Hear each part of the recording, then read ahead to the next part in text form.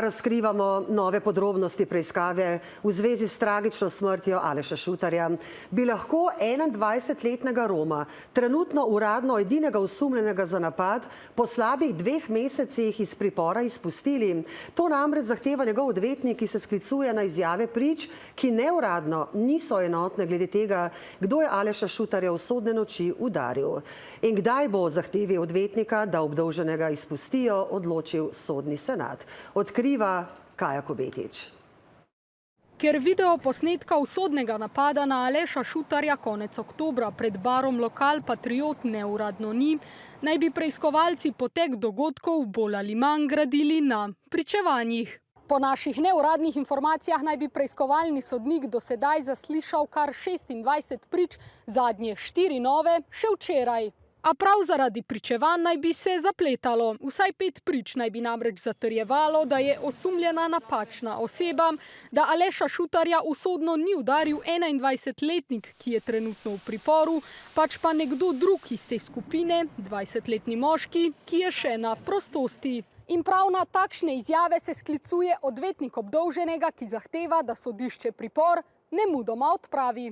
Ni več podan utemeljen sum za to, da je on storilec, oziroma utemeljen sum se je zelo zrahljal, to bi lahko rekli, glede na izide izsledke preiskave. Je Sabrijan povedal, da on ni storilec, in je povedal, kdo je storilec. Kot je poročal Dnevnik, naj bi sodišče moškega, na katerega je s prstom pokazalo več prič, vključno s priprtim, sicer zaslišalo kot pričo, a naj bi ta v svojih zelo skopih odgovorih zanikal, da bi Šutarja udaril. A odvetnik vztraja. Če bi jutri bilo sojenje, bi Sabrijan Jurković bil oproščen.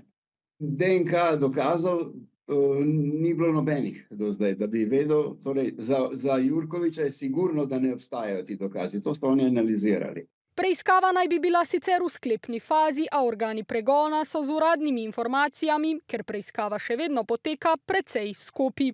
S policije sporočajo, da preiskovalci ves čas od kaznivega dejanja preverjajo vpletenost morebitnih drugih oseb, vrednotijo tudi različne informacije in namige, ki se pojavljajo v javnosti in na družbenih omrežjih.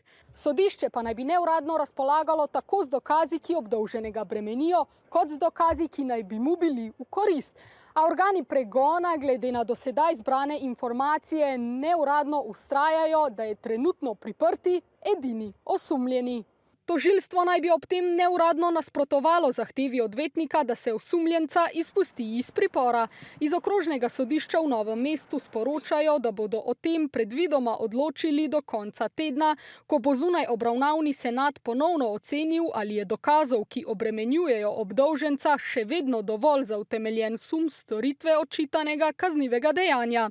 Dokler imamo neke dokaze, ki to potrjujejo, ni razloga za odpravo tega pripora. Če pa se izkaže, da to sploh ni prava oseba, da bi moral biti čisto nek drug osumljenec dejansko v priporu, potem pa seveda to je razlog za odpravo pripora. Ampak seveda, zdaj, kakšne so te priče, kdo so te priče, treba je preveriti njihovo kredibilnost, lahko da je bil kdo pijan, lahko da je bil pod kakšnimi substancami, kakšni so odnosi teh prič, torej verjetno, če je nekdo brat ali prijatelj od osumljenca, bo verjetno bolj za njega govoril. Obdolžencu je sicer pripor odrejen do 25. decembra, sodišče mu ga lahko podaljša še za mesec dni, nato pa o morebitnem podaljšanju odloča Vrhovno sodišče. Če bi ga iz pripora izpustili, pa zadeve bržkone ne bi več obravnavali kot nujne, kar pomeni, da bi se postopki lahko bolj zavlekli.